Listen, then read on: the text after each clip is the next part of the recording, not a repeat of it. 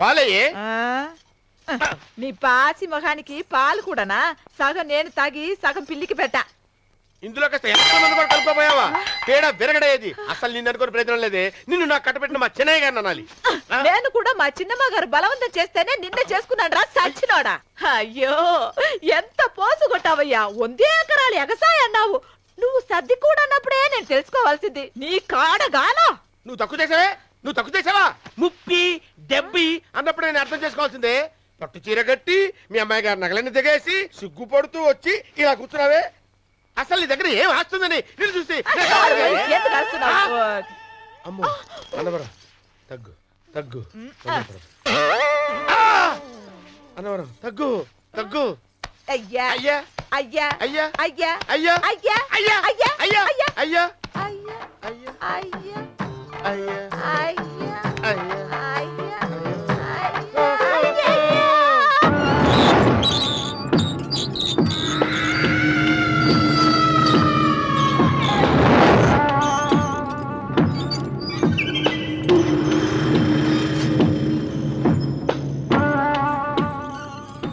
ఏమండి అటు చూడండి.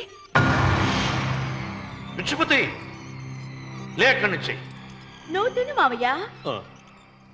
ఏ ఇంటికి నా కోసం వచ్చావు, నిన్ను నేను గౌరవించుకోవాలి కదా. అది మా నాన్న కూర్చుని ఉయ్యాల వల్ల. ఆహా, రేపు ఆయన చచ్చిపోతే ఎవరు కూర్చుంటారు? ఆయన బూడిద పోసి పెడతారా? సులోచన రఘు లేడు. ఎందుకు అలా అరుస్తారు?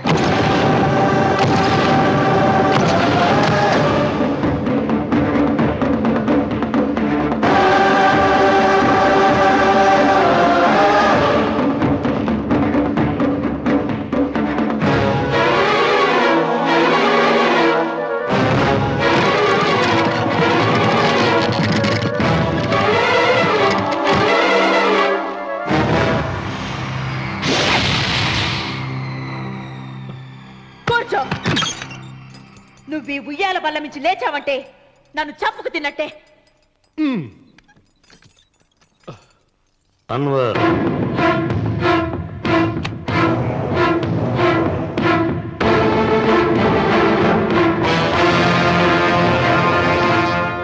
నువ్వు కూర్చో మావయ్య. సులోచన, బుద్ధి లేకుండా ప్రవర్తించకు. వేప చెట్టుకు పాలు పోసి పెంచినా అది చేదుగానే ఉంటుంది, కానీ తీయగా మారదని ఆయన ఎన్నిసార్లు చెప్పినా ఆయన మాట వినకుండా నీ అడుగులకు మడుగులెత్తాను. ఆయన ఎవరనుకుంటున్నావు? ఈ ఇంటికి పెద్ద. దేనిలో పెద్దండి? హత్యలు చేయడంలోనా? పక్కవాడ పొలాలు ఆక్రమించుకోవడంలోనా? వీధిలోకి వెళ్లి పసిబిడ్డని అడిగినా చెప్తాడు ఆయన ఎంతటి నీచుడో హంతకుడోనని.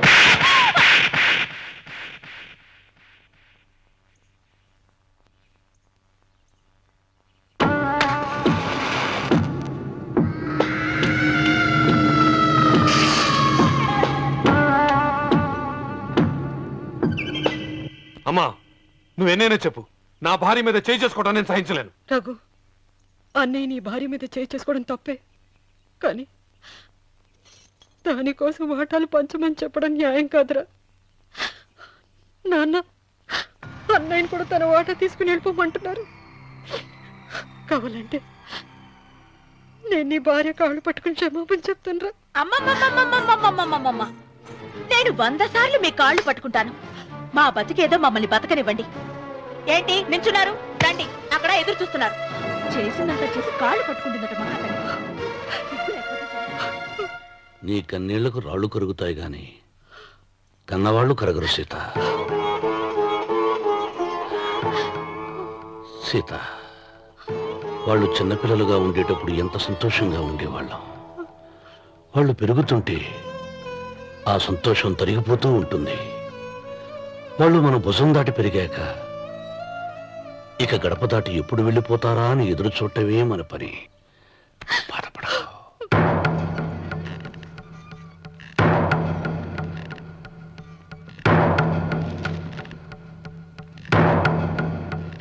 ఇదేంటి లారి గారు, ఆస్తి మాత్రమే 3 వాటాలుగా రాశారేంటి?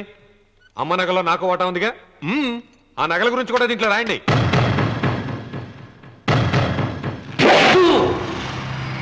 అది మీ తాత పిత్రార్జితం కాదు, నా స్వర్జితం కాదు.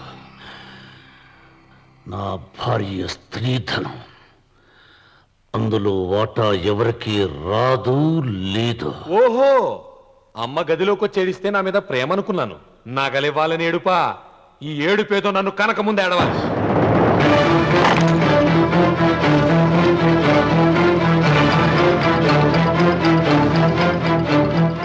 ఏయ్, నీ అమ్మను ఎంత మాట అన్నావురా?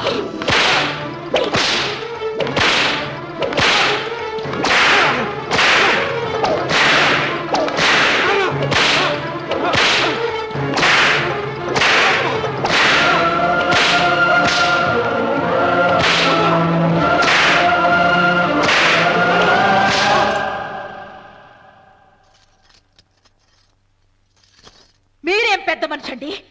పెళ్ళైన కొడుకుని కొడతారా? ఆస్తి ఇవ్వడం ఇష్టం లేకపోతే ఇష్టం లేదు అని చెప్పండి. కూలి చేసుకుని బతుకుతాం, లేదా ఆలయం ముందు అడుక్కు తిని బతుకుతాం. ఇప్పుడు ఆయన మీ కొడుకు కాదు, నా మొగుడు. నా మొగుణ్ణి కొట్టే హక్కు మీకు లేదు.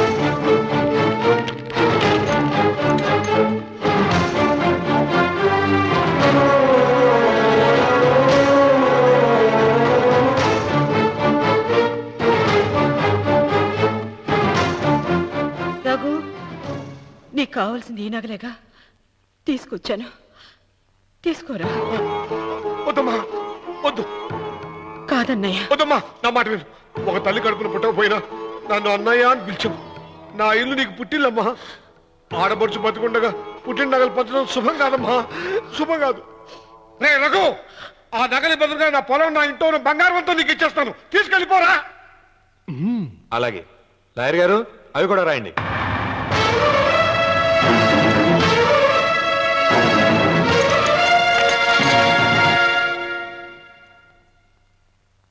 నాన్న, నాకు ఆస్తక్కర్లేదు. నేను మీతోనే ఉంటాను. మరదల్ని కొట్టే సంస్కారం ఉన్న కొడుకుని ఇంట్లో ఉంచుకునే సంస్కారం నాకు లేదు. వెళ్ళిపో.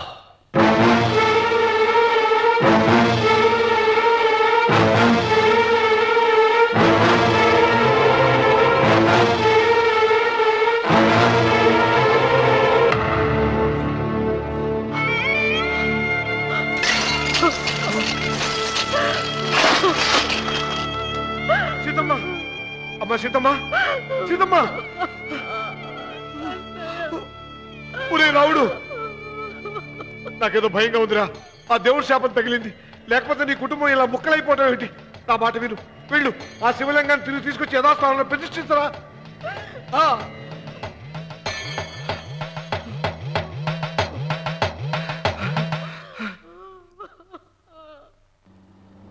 ఇదేమిట్రా రావుడు, శివలింగాన్ని తీసుకొస్తానని బయలుదేరి ఆలయం దగ్గర తీసుకొచ్చావేంటి?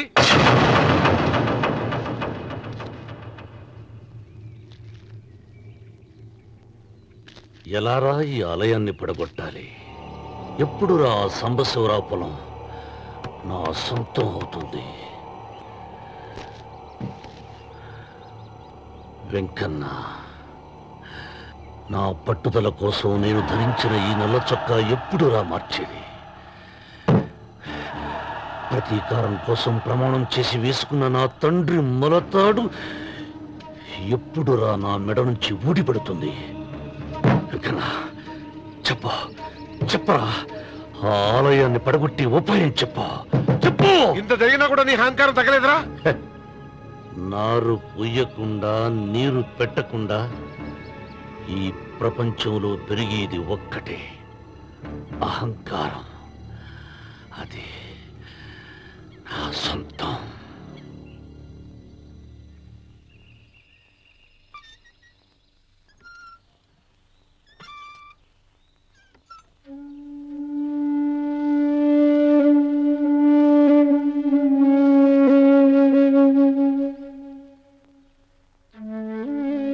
పిల్లలు వెళ్ళిపోయారు, కోడళ్ళు వెళ్ళిపోయారు. వచ్చే రాఖీ పండుగ నాటికి ఇది కట్టడానికి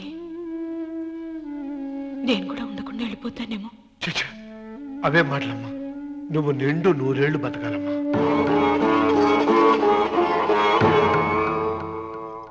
పదిహేను రోజులు కూడా పిల్లలు లేకుండా బతకలేకపోతున్నదని 100 ఏళ్ళు ఎలా బ్రతకగలను అన్నయ్య?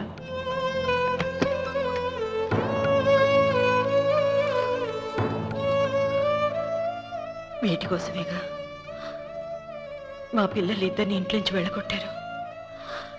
నేను చనిపోయాక మా ఇద్దరు కోడలికి సమానంగా పంచిపెట్టమని చెప్పు. ఇప్పుడు ఎందుకమ్మా అదంతా? అసలే నీ ఆరోగ్యం బాగలేదు.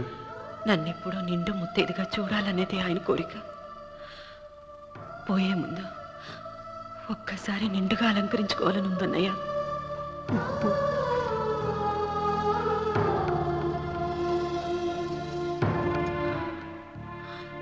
ఈ అన్నయ్య లేకపోతే నా ఈ కోరిక తీరేది కాదు. నీ చేతులతో అలంకరించన్నయ్య.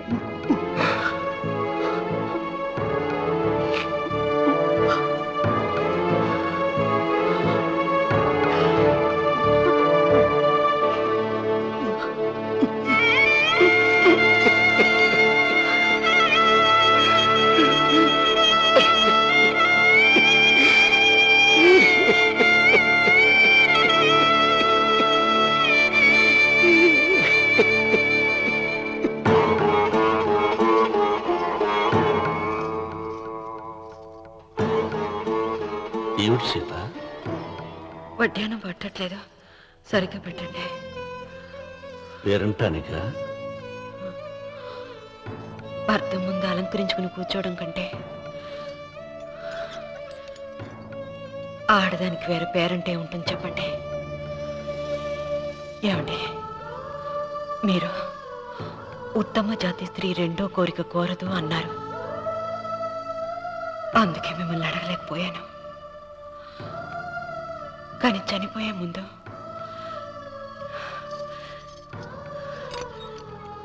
నీ ఆఖరి కోరిక ఏమిటి అని అడుగుతారు. నా ఆఖరి కోరిక ఆ శివలింగాన్ని తీసుకొచ్చి ఇంటి ముందు ప్రతిష్ఠించండి. సీత,